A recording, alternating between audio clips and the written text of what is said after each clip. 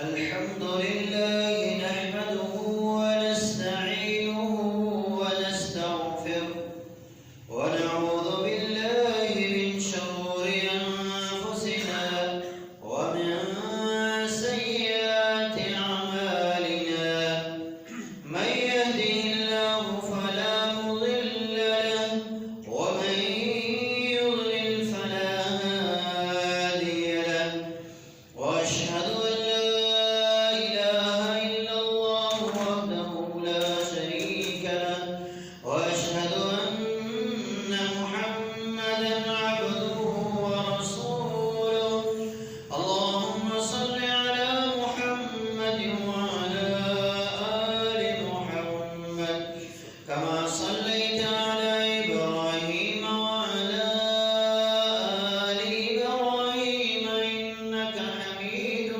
مجيد اللهم بارك على محمد وعلى آل محمد كما باركت على إبراهيم وعلى آل إبراهيم إنك حميد مجيد أما بعد فإن أحسن الكلام كلام الله وخير الهدي هدي رسول الله صلى الله عليه وسلم وشر الأمور محدثاتها وكل محدثة بدعة وكل بدعة ضلالة وكل ضلالة في النار قال الله تبارك وتعالى في القرآن المجيد والفرقان الحميد أعوذ بالله السميع العليم من الشيطان الرجيم من همزه ونفخه ونفسه يا أيها الذين آمنوا اتقوا الله حق تقاته ولا تموتن إلا وأنتم مسلمون بسم الله الرحمن الرحيم يا أيها الناس اتقوا ربكم الذي خلقكم من نفس واحدة وخلق منها زوجها وبث منهما رجالا كثيرا ونساء واتقوا الله الذي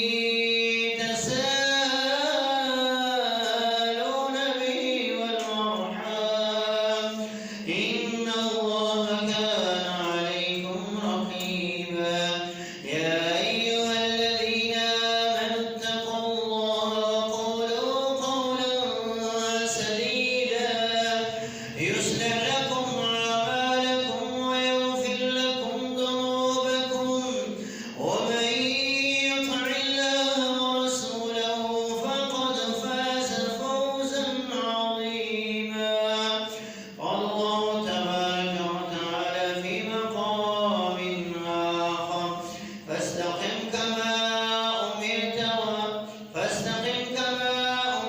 ومن تاب معك ولا تطغوا إنه بما تعملون بصير تمام قسم کی تعریفات کبریائی و بڑھائی اللہ احسن الخالقین الہ العالمین رب العالمین کے لیے اللہ تعالیٰ کی پاکیزہ و بابرکت حمد و ثنا کے بعد آن کے اللہ تعداد درود و سلام ہوں امام الانبیاء سید الانبیاء کونین کے تاجدار جناب محمد رسول اللہ صلی اللہ علیہ وسلم کی ذات اقدس اطہر والا پر برادران اسلام جب اللہ تبارک و تعالی نے انسانوں کو اس کائنات کے اندر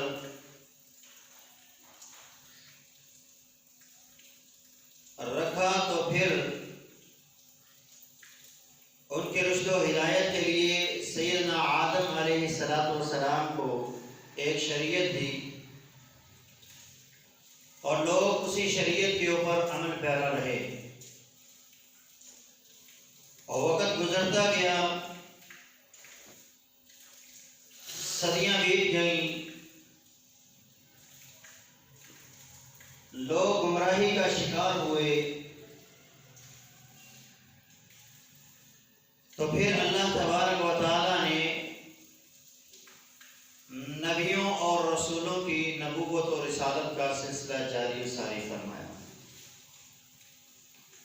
سورہ بقرہ میں رب العالمین نے اس چیز کا ذکر کیا ہے، کان الناس امة واحدة فبعث اللہ النبیین مبشرین ومنذرین۔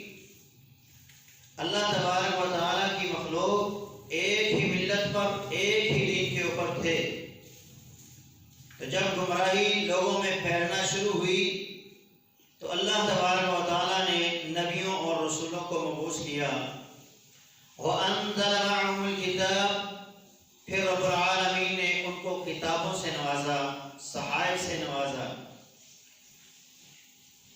اللہ تبارک و تعالیٰ نے نبیوں اور رسولوں کو کیوں مبعوث کیا؟ تاکہ وہ لوگوں کا تزکیہ نفس کر سکیں، جس گمراہی کا وہ شکار ہو چکے ہیں، اس گمراہی کو، اس گندگی کو، اس شرک کی غلاظت کو ان سے دور کر دیا جائے۔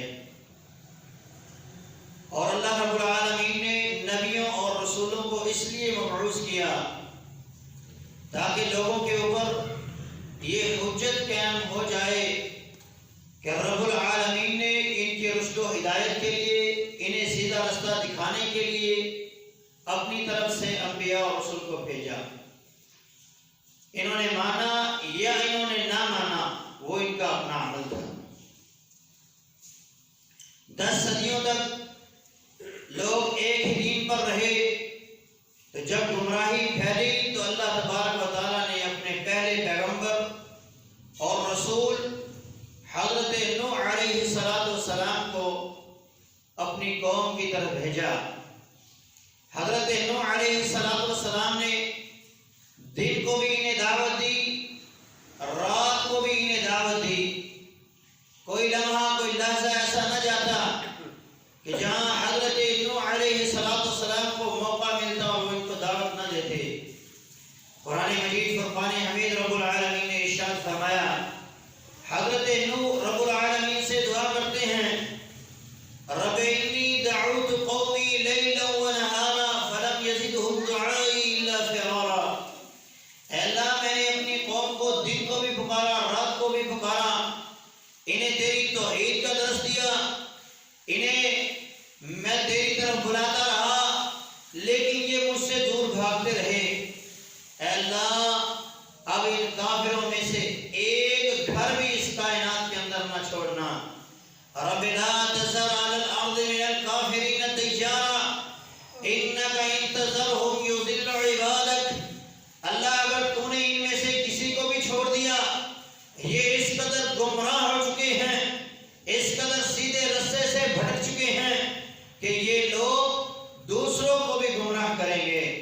حضرت ابراہیم علیہ السلام کی دعا جو انہوں نے بیت اللہ کے پاس کھڑے ہو کر کی، رب انہن اضللن کثیرا من الناس، اے اللہ، یہ جو بت ہیں، یہ جو مشرکین ہیں، ان کی وجہ سے بہت سے لوگ گمراہ ہو گئے۔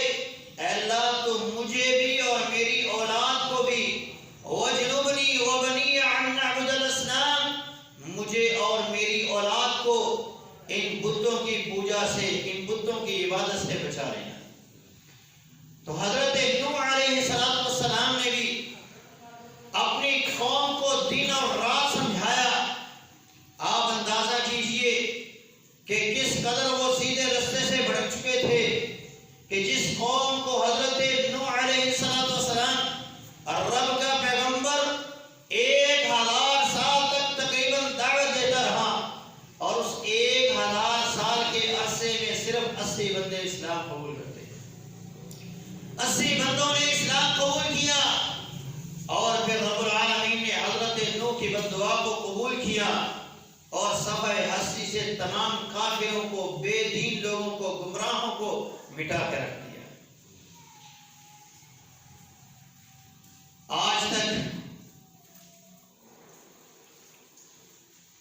جتنے بھی قوموں کو رب العالمین نے سزا سے جو دوچار کیا ہے، انہیں اپنے عذاب کی گرفت میں لیا ہے، ان کی کیا وجوہات تھی کہ وہ سیدھے راستے کی طرف نہ آئے؟ ان وجوہات کے اوپر انشاءاللہ العزیز گفتگو ہوگی، تاکہ اللہ تبارک و تعالی ہمیں بھی ہدایت کے اوپر قائم اور دائم رکھے اور ہم ان وجوہات کو پہچان کر اپنے آپ کو گمراہی سے بچا سکیں۔ سب سے پہلی وجہ ہے علم دین سے دوری، دوسری وجہ ہے حسد، تیسری وجہ ہے انا، چوتھی وجہ ہے ہیلہ سازی، پانچویں وجہ ہے آباء و اجداد کی اندھی تقلید، چھٹی وجہ ہے خواہشات نفس کی پیروی، ساتویں وجہ ہے غلو فی الدین، آٹھویں وجہ ہے بدعات و خرافات کا عام ہونا، نویں وجہ ہے علم سو کا حاصل کرنا، اور 10ویں وجہ ہے بری صحبت کے اندر بیٹھنا۔ یہ وہ 10 وجوہات ہیں کہ جن کی وجہ سے قوموں کی قومیں اور لوگ تباہی اور بربادی کی طرف گئے اور اپنے آپ کو سیدھے راستے سے دور کر کے گمراہی کی طرف لے کے چلے گئے۔ علم دین سے دوری آج تک ہر دور میں لوگوں کی اکثریت علم دین سے دور رہی ہے۔ جو علم، جو دین رب نے اتارا، اس دین کی طرف لوگوں نے توجہ نہیں کی۔ اللہ رب العالمین نے ارشاد فرمایا وَلَكِنَّ أَكْثَرَ النَّاسِ لَا يَعْلَمُونَ، لوگوں کی اکثریت ایسی ہے جو بے علم ہے، انہوں نے علم دین، علم شریعت کو حاصل ہی نہیں کیا۔ دنیا کے علوم اور فنون ان کے پاس بہت ہیں، ہم اس گلی سے لے کر اس گلی کے اختتام تک دیکھتے ہیں، ہمیں اپنی اس گلی کے اندر پروفیسر بھی نظر آئیں گے، ہمیں اپنی اس گلی کے اندر ڈاکٹر بھی نظر آئیں گے، ہر ایک شعبے سے تعلق رکھنے والا بندہ ہمیں نظر آئے گا، ماسٹر کیے ہوئے نظر آئیں گے، لیکن علم دین سے اس قدر دور ہیں کہ وہ دین اسلام کی اہم عبادات سے بھی واقف نہیں ہیں، غسل کا پتہ نہیں، انہیں دین اسلام کے جو اہم مسائل ہیں جن کے بغیر ایک مسلمان کا ایمان مکمل نہیں ہوتا، ان کا بھی علم نہیں۔ جہالت اس قدر عام ہے۔ اقبال کیلانی حفظہ اللہ اپنی کتاب فضائل قرآن کے اندر حافظ صلاح الدین یوسف مفسر قرآن جو تھے، فوت ہو گئے، اللہ تعالیٰ ان کی مغفرت فرمائے، ان کے حوالے سے ایک واقعہ نقل کرتے ہیں کہ حافظ صاحب فرماتے ہیں کہ ہمیں گورنمنٹ کی طرف سے انٹرویو کے لیے بلایا گیا کہ آپ نے یہ جو لوگ آئے ہیں 300 کے قریب ہیں، ایم اے اسلامیات کے لیکچرار بھرتی ہونے کے لیے آئے ہیں، 300 ایم اے اسلامیات کیے ہوئے لوگ، ان کا انٹرویو لینا ہے۔ حافظ صاحب فرماتے ہیں ان میں سے 90% لوگ وہ تھے جن کو قرآن کا ناظرہ پڑھنا نہیں آتا، جن کو قرآن کا ناظرہ پڑھنا نہیں آتا تھا، اور ان میں سے 8% وہ تھے جو قرآن پڑھتے تھے لیکن کروڑ مروڑ کے پڑھتے تھے، اور 2% لوگ وہ تھے جو قرآن کو اچھے انداز میں پڑھنے والے تھے۔ یہ کون لوگ تھے؟ جنہوں نے اسلامیات کے اندر ماسٹر کیا ہوا تھا، اور دوسروں کی جو بیچارے ریڑھی لگانے والے ہیں، گھروں اور محلوں میں رہنے والے ہیں، ان کی آپ طریق کا اندازہ لگا لیں وہ کیا ہوگا۔ یہ علم دین سے اس قدر دور ہے کہ یہ علم اسلامیات کرنے کے باوجود دین اسلام کی اہم چیز جو ہے، بنیادی چیز جو ہے، اس سے بھی واقف نہیں۔ یہ حال ہی میں ایک فیس بک کے اوپر ویڈیو چل رہی تھی، مرزا غلام احمد قادیانی کا جو خلیفہ ہے اس وقت، مرزا مسرور، وہ قرآن کی ایک آیت پڑھتا ہے اور اس آیت کے اندر 20 بار رکتا ہے اور بار بار لفظ کو غلط پڑھتا ہے۔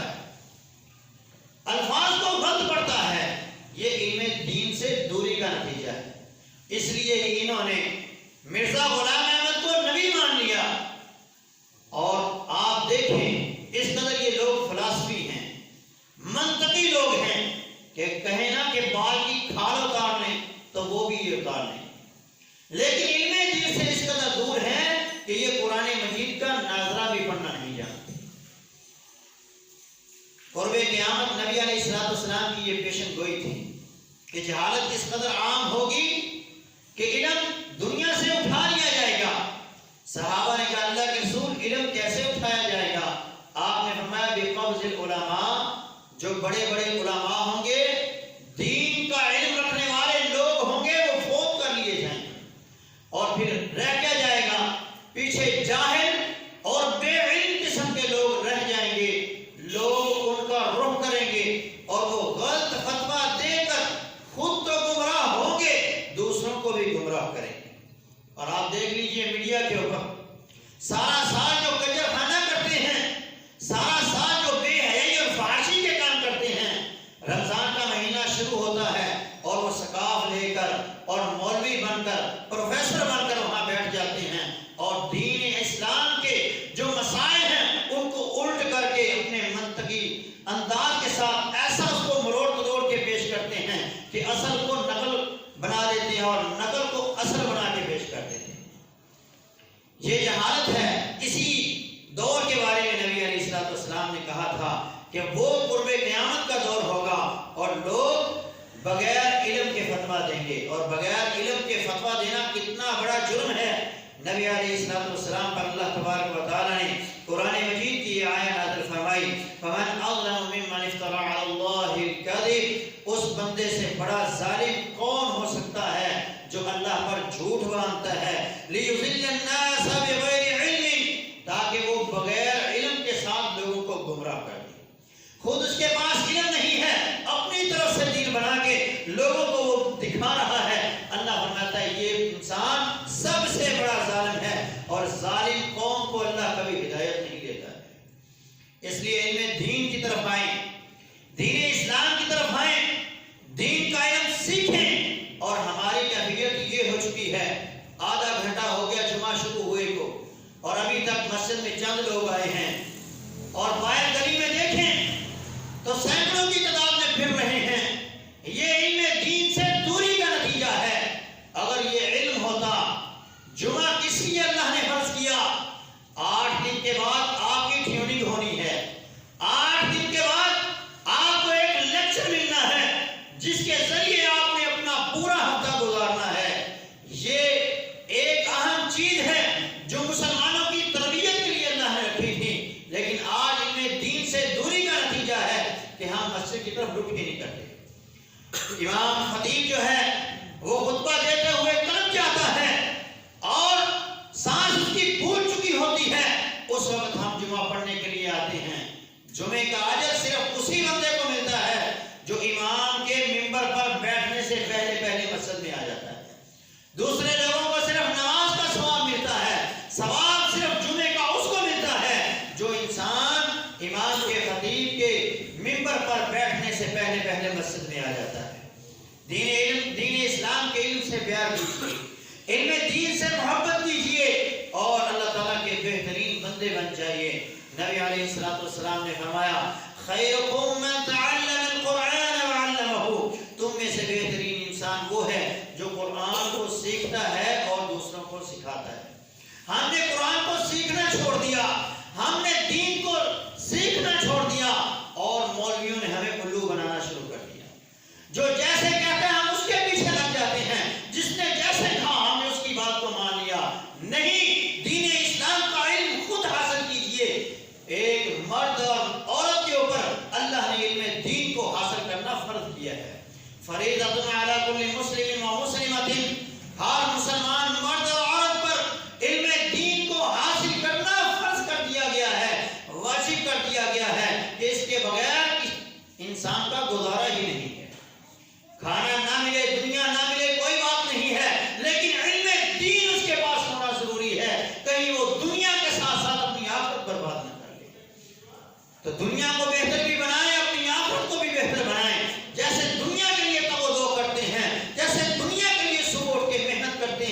اسی طرح دین کے لیے بھی اپنے گھروں سے نکلیں اور علم دین کو حاصل کر کے دنیا میں اللہ کے بہترین بندے بن جائیں اور اپنے آپ کو گمراہی سے اور بے دینی سے بچا لیں۔ یہ پہلی وجہ ہے کہ جس وجہ سے گمراہی پھیلتی ہے۔ پہلی وجہ علم دین سے دوری ہے، دوسری وجہ حسد ہے۔ لوگ حسد کی وجہ سے اسلام قبول نہیں کرتے۔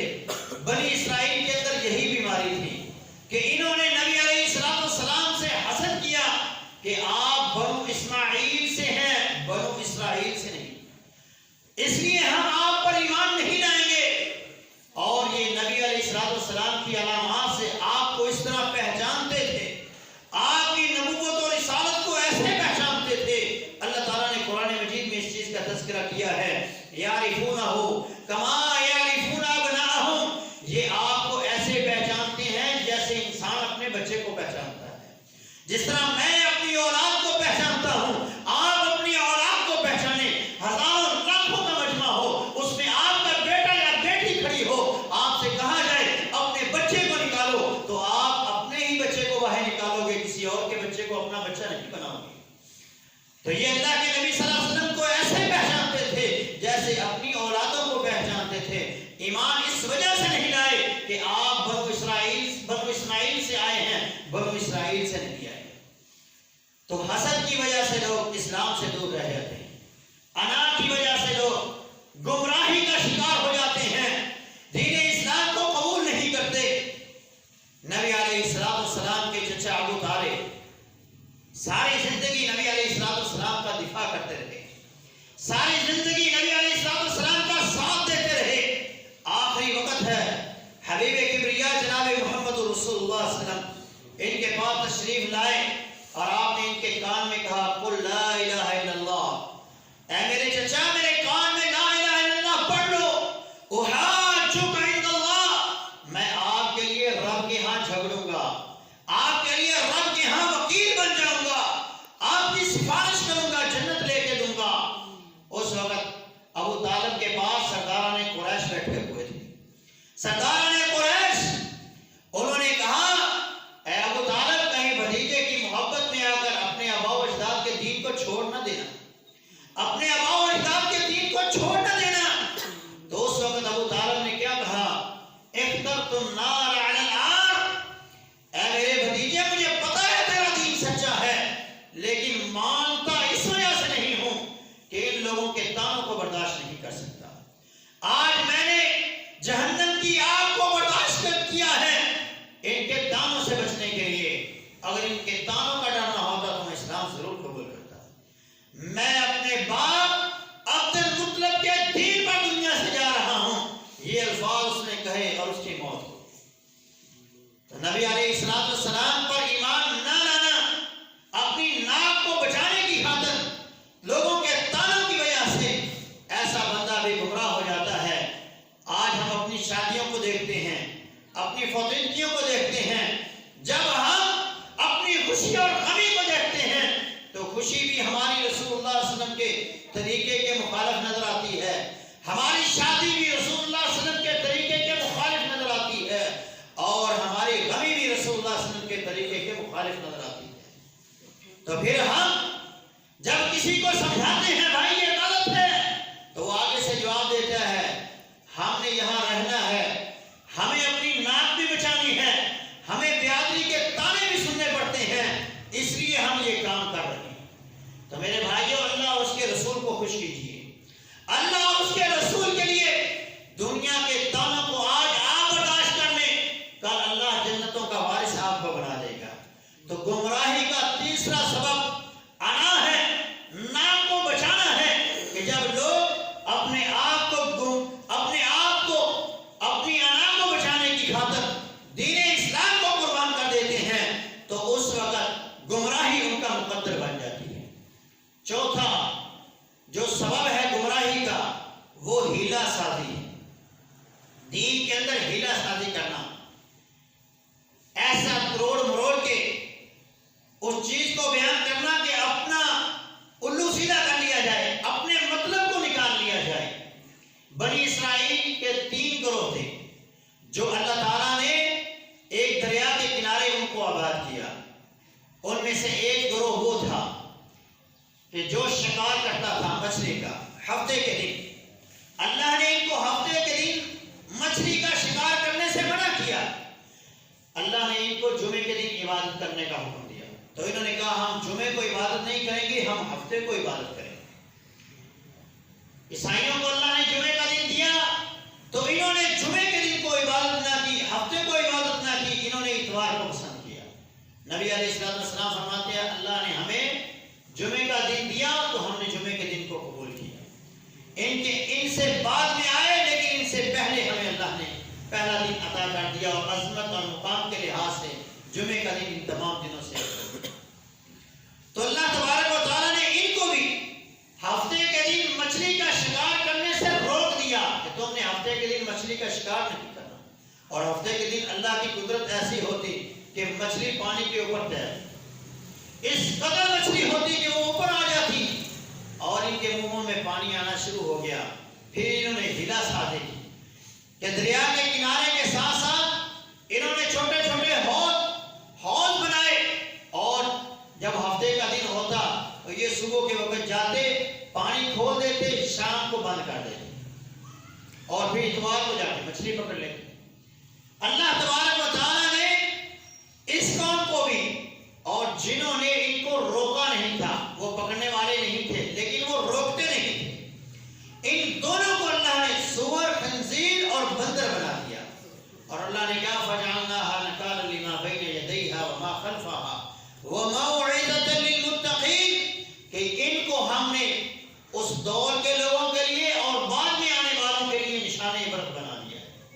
ان کو لوگ دیکھیں گے اور دین میں ہیلا سازی کرنے سے باز آ جائیں گے. تو میرے بھائیوں، دین کے اندر ہیلا سازی نہیں ہے.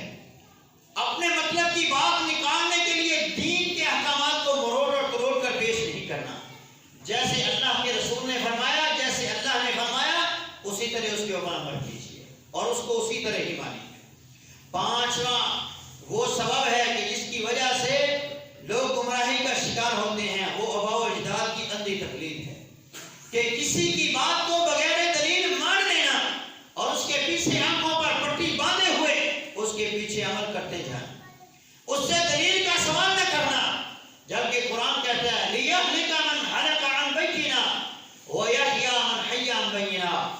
تم میں سے جو زندہ رہے وہ دلیل کے ساتھ زندہ رہے اور جو مرے وہ دلیل کے ساتھ مرے. دلیل اس کے پاس ہونی چاہیے، زندگی پوری کی پوری دلیل کے ساتھ گزارے، اللہ اور اس کے رسول کے احکامات کے مطابق گزارے. بنی اسرائیل کی گمراہی کا سبب بھی یہی تھا کہ ان کے علماء نے جو انہیں کہہ دیا وہ اسی کو حق سمجھتے تھے. قرآن مجید فرقان حمید سورہ توبہ رب العالمین یہ آیت نازل فرمائی اتخذوا احبارهم ورهبانهم اربابا من دون اللہ. انہوں نے اپنے احبار، اپنے علماء کو رب بنا لیا اللہ کے علاوہ.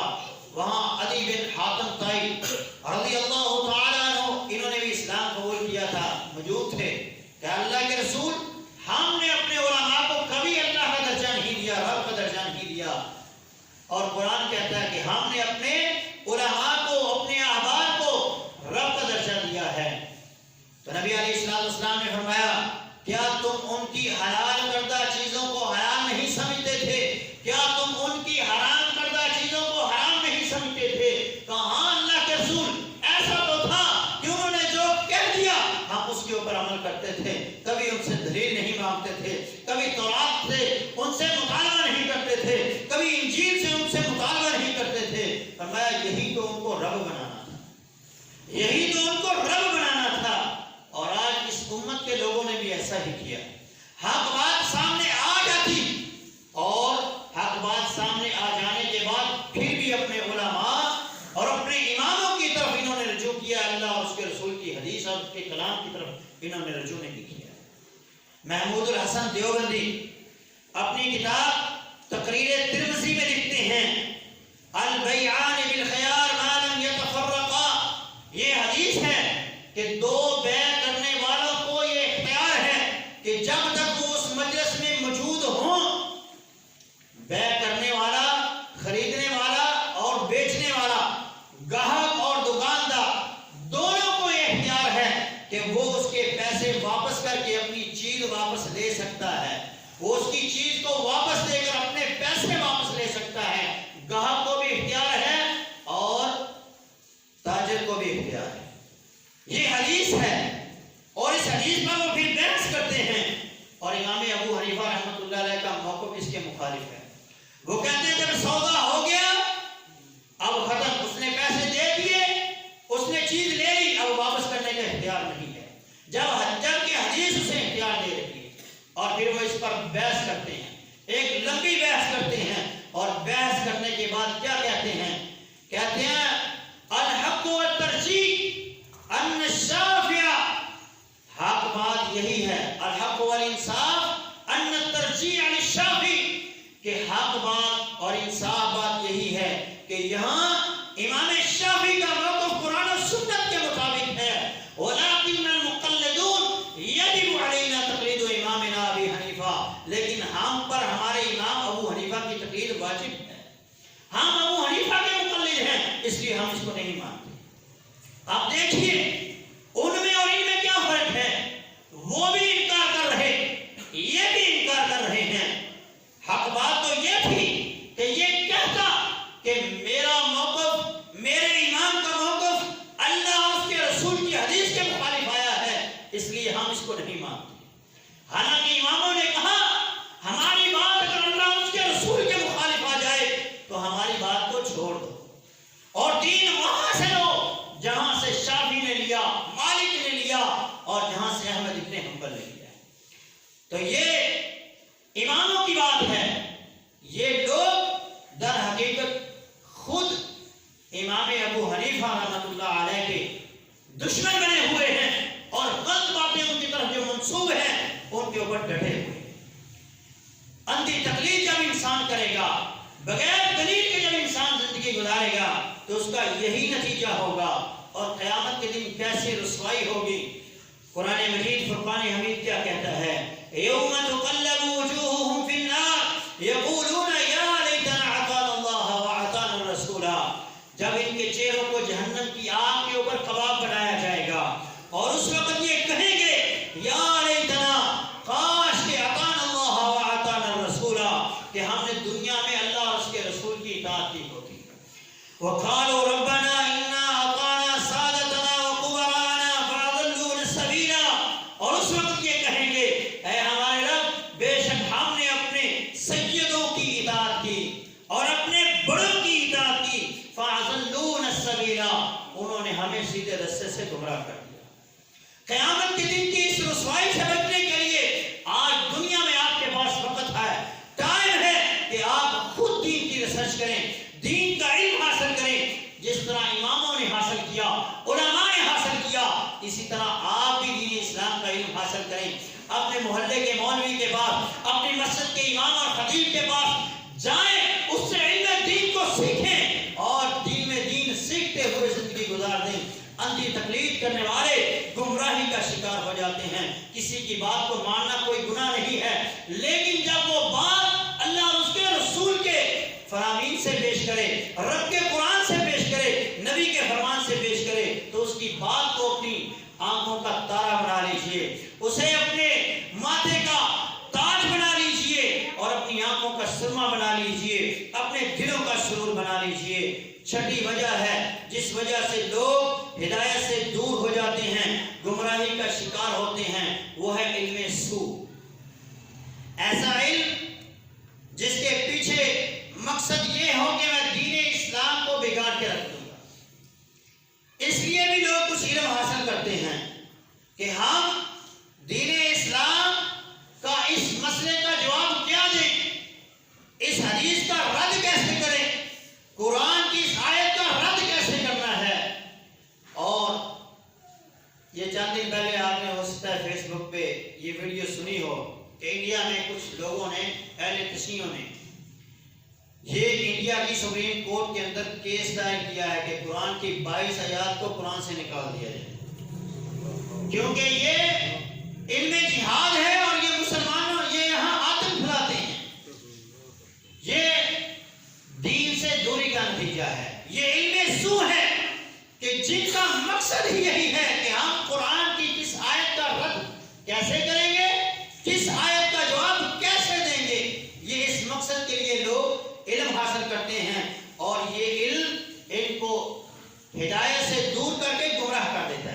جیسے یہودی نبی علیہ السلام کے پاس آتے.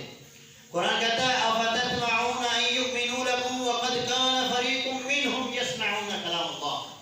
ان میں سے ایک گروہ جس کا تمہیں طمع ہے، لالچ ہے کہ یہ لوگ ایمان لے آئیں گے، یہ جو تمہارے پاس آ کے قرآن سنتے ہیں، یسمعون کلام اللہ، یہ اللہ کے کلام کو سنتے ہیں، اس لیے ثم یحرفونہ من بعد ما عقلوا، دین کو سمجھ لینے کے بعد اس میں تحریف کرتے ہیں، اس کو بدلنے کی کوشش کرتے ہیں اور اس کو توڑ مروڑ کے اس کا الٹ مطلب نکالنے کے لیے یہ لوگ علم حاصل کرتے ہیں، دین سیکھتے ہیں، قرآن سنتے ہیں. تو اس مقصد کے لیے نہیں، علم سیکھنا ہے اپنے رب کی معرفت کو حاصل کرنے کے لیے، اپنی اخروی زندگی میں کامیابی کو حاصل کرنے کے لیے.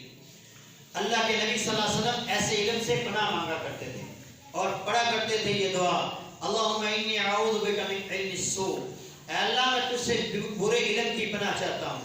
اللہم انی اعوذ بک من علم لا ينفع، اللہ میں تجھ سے ایسے علم کا سوال کرتا ہوں جس کے حاصل کرنے کا کوئی مقصد ہی نہیں، کوئی فائدہ ہی نہیں ہے، بے فائدہ علم سے تیری پناہ چاہتا ہوں.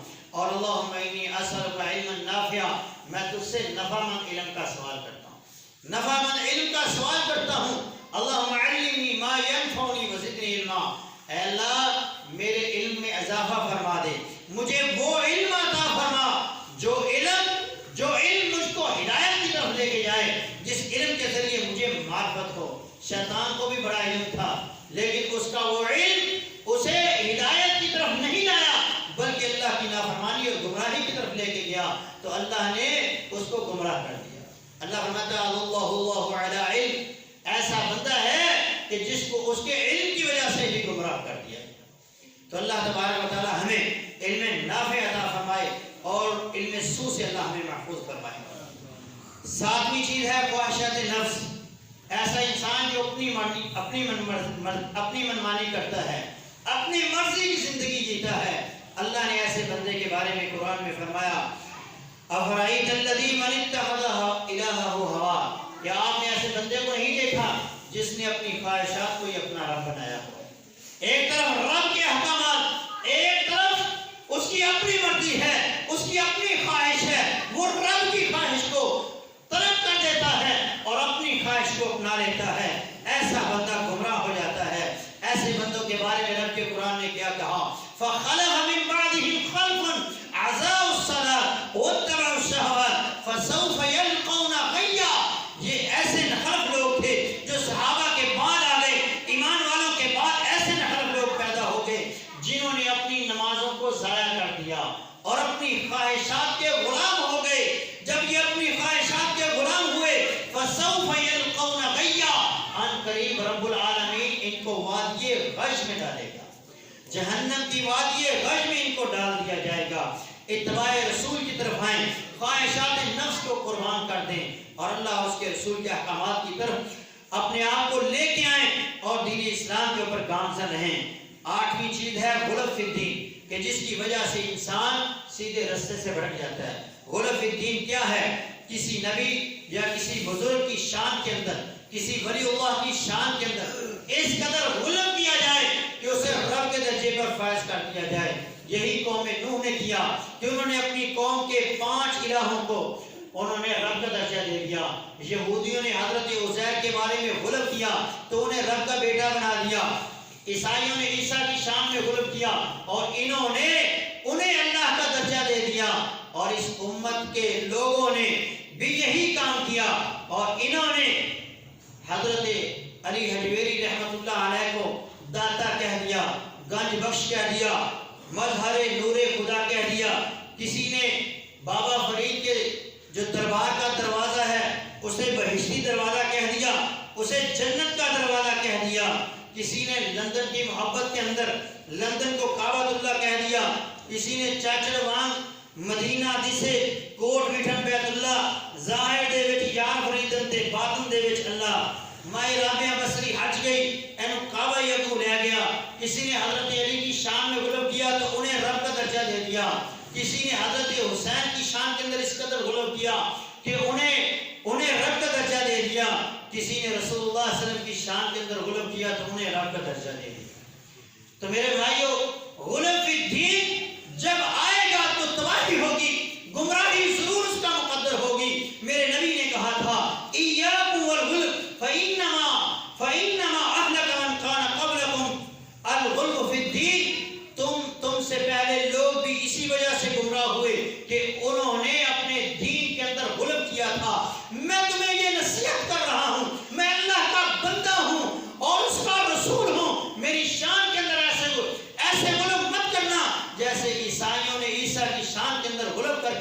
درجہ دے دیا۔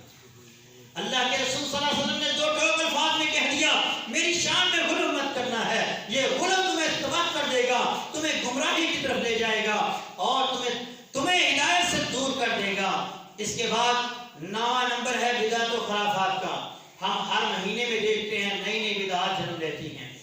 پچھلے مہینہ گزرا شب معراج کی بدعت تھی، اس مہینے کے اندر شب برات کی بدعت ہے، اور اس رات کو کوئی عبادت رسول اللہ صلی اللہ علیہ وسلم سے ثابت نہیں ہے، نہ 15ویں شعبان کا روزہ رسول اللہ صلی اللہ علیہ وسلم سے ثابت ہے۔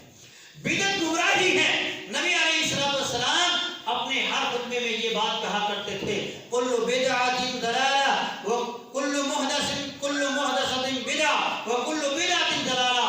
ہر نیا کام دین کے اندر بدعت ہے اور ہر بدعت گمراہی ہے، اور ہر گمراہی انسان کو جہنم کی طرف لے کے جائے گی۔ بدعت گمراہی کیوں ہے؟ بظاہر نیک عمل نظر آ رہا ہے، بظاہر اچھا عمل نظر آ رہا ہے، لیکن وہ گمراہی کیوں ہے؟ اس کا جواب امام مالک رحمۃ اللہ علیہ نے دیا، اور انہوں نے کہا بدعتی انسان کی توبہ قبول نہیں ہے، بدعتی انسان کی نفلی فردی عبادت اللہ کے ہاں قبول نہیں ہے، حالانکہ وہ سمجھ رہا ہوتا ہے کہ وہ یہ نیا اچھا کام کر رہا ہے۔ بدعتی انسان کی سے اللہ توبہ کو کیوں سلب کر لیتے ہیں؟ فرمایا ان محمد، جس بندے نے بدعت ایجاد کی، فقط زعم ان محمد قد خان، جس بندے نے بدعت کی گویا اس کا یہ گمان ہے، اس کا یہ ذہن ہے کہ محمد رسول اللہ صلی اللہ علیہ وسلم نے دین کے پہنچانے کے اندر خیانت کی ہے۔ کیونکہ جو نیکی کا کام ہے وہ اللہ کے رسول نے بتا دیا یہ نیکی ہے، یہ نیکی ہے، اور جو نیکی کا کام نہیں ہے رسول اللہ صلی اللہ علیہ وسلم نے اس کام کو نہ بتایا ہے، نہ آپ نے کیا ہے، اور نہ ہی صحابہ نے آپ کے سامنے کیا، وہ بدعت ہے، اور اسی لیے بدعت گمراہی ہے۔ اور ایک مقام پر امام مالک رحمۃ اللہ علیہ فرماتے ہیں جس بندے نے دین کے اندر بدعت ایجاد کی فقد اعان علی حدم الاسلام، گویا وہ اسلام کو گرانے کے اندر مدد کر رہا ہے۔ کیوں؟ میرے نبی نے کہا تھا کہ جب ایک بدعت امت کے اندر آتی ہے اللہ اس قوم سے ایک سنت کو اٹھا لیتے ہیں۔ آج ہمیں شب برات کا تو پتہ ہے، آج ہمیں شب برات کا تو پتہ ہے، لیکن آج ہمیں لیلۃ القدر کا نہیں پتہ کہ لیلۃ القدر کیا ہے۔ آج ہمیں لیلۃ القدر کا پتہ نہیں ہے، آج ہمیں اذان سے پہلے درود پڑھنے کا تو پتہ ہے، لیکن اذان کے بعد درود پڑھنے کی فضیلت کا علم نہیں۔ اس طرح آپ دیکھتے جائیے بے شمار مسائل ہیں، ان کا وقت نہیں ہے کہ میں ان کو بیان کروں، کہ ہر موقع کے اوپر ایسی بدعات و خرافات ہیں کہ جن کے بدلے سے سنت مفقود ہوتی جا رہی ہے۔ نبی علیہ السلام کی سنتوں کو اٹھایا جا رہا ہے، اور بدعات معاشرے کے اندر عروج پکڑتی جا رہی ہیں، اور معاشرے کے اندر بدعات اس قدر عروج پکڑ رہی ہیں، اس قدر عروج پکڑ رہی ہیں کہ ایک سال بدعت اور ہوتی ہے، اگلے سال وہ نئے نقش کے ساتھ آ جاتی ہے۔ پہلے ہم دیکھا کرتے تھے عید میلاد النبی کیا ہوتا تھا، بعد میں کیا ہوا، بعد میں کیا ہو گیا، اور آج توتیوں اور باجوں کے ساتھ، باجوں اور سرنگیوں کے ساتھ، ڈھول اور ڈھمکوں کے ساتھ اس نبی کا نام لیا جاتا ہے وہ چیز کے اوپر کہ جن چیزوں کو میرے محبوب توڑنے کے لیے اس کائنات کے اندر آئے تھے۔ تو آپ بدعت کو دیکھیں گے کہ وہ اگلے دن، اس سے اگلے دن نئے انداز کے اندر آئے گی، اور اس کی شکل و صورت جو ہے وہ تبدیل ہوتی رہے گی، اور دین جو ہے وہ اسی شکل کے اندر آج سے 1400 سال قبل بھی تھا، اور آج بھی اسی شکل کے اندر آپ کو قرآن و حدیث کے اندر آپ کو ضرور ملے گا۔ آخری چیز ہے کہ جس کی وجہ سے انسان گمراہ ہو جاتا ہے، وہ ہے کہ انسان برے لوگوں کی صحبت میں بیٹھتا ہے، بے دین لوگوں کی صحبت میں بیٹھتا ہے۔ میرے نبی نے کہا تھا المرء علی دین خلیلہ فلینظر من یخالل، ہر بندہ اپنے دوست کے دین پہ ہوتا ہے، اس کو چاہیے کہ وہ دیکھے وہ کیسے لوگوں کے ساتھ اپنی دوستی کر رہا ہے۔ ایمان والوں کے ساتھ بیٹھنے والا، نمازیوں کے ساتھ بیٹھنے والا، دیندار لوگوں کے ساتھ بیٹھنے والا انسان لوگوں کی نظر میں اچھا ہی گنا جاتا ہے، اور زانی، شرابی، جوا خوروں ایسے لوگوں کے ساتھ بیٹھنے والا انسان چاہے وہ نیک ہی کیوں نہ ہو، چاہے اس کی جو تنہائی کی زندگی ہے وہ برگزیدہ زندگی ہی کیوں نہ ہو، لیکن لوگوں کی نظر میں لوگ اسے اچھا نہیں سمجھتے۔ تو دین کے اوپر رہنے کے لیے اور دین کے ساتھ چمٹنے کے لیے ان 10 چیزوں کا ہونا ضروری ہے۔ سب سے پہلی چیز ہے کہ انسان اپنے آپ کو علم دین کی طرف لے کے آئے، دین اسلام کے علم کے ساتھ اپنے آپ کو جوڑ لے۔ حسد سے اپنے آپ کو بچائے، انا کو قربان کرے، ہیرا سازی سے اپنے آپ کو بچائے، اندھی تکلیف سے اپنے آپ کو بچائے، علم سو سے اپنے آپ کو بچائے، خواہشات نفس کی پیروی سے اپنے آپ کو بچائے، غلط فی الدین سے اپنے آپ کو بچائے، اور بدعت و خرافات سے اپنے آپ کو بچائے، اور آخری چیز بری صحبت سے اپنے آپ کو بچائے۔ اللہ ہمیں ان 10 چیزوں کو سمجھ کر اس کے مطابق زندگی گزارنے کی توفیق عطا فرمائے۔ اللہ ہمیں ہدایت کے اوپر قائم رکھے، ہدایت کے اوپر، ایمان کے اوپر اللہ ہمیں موت نصیب فرمائے، اور اللہ خاتمہ بالخیر فرما کے ہم سے راضی ہو جائے۔ اقول قولی ھذا استغفر اللہ لی ولکم ولسائر